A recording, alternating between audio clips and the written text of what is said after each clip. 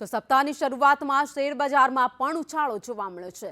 સેન્સેક્સમાં 640 પોઈન્ટનો ઉછાળો થયો છે। શાનદાર તેજી સાથે આજના બજારની શરૂઆત થઈ છે।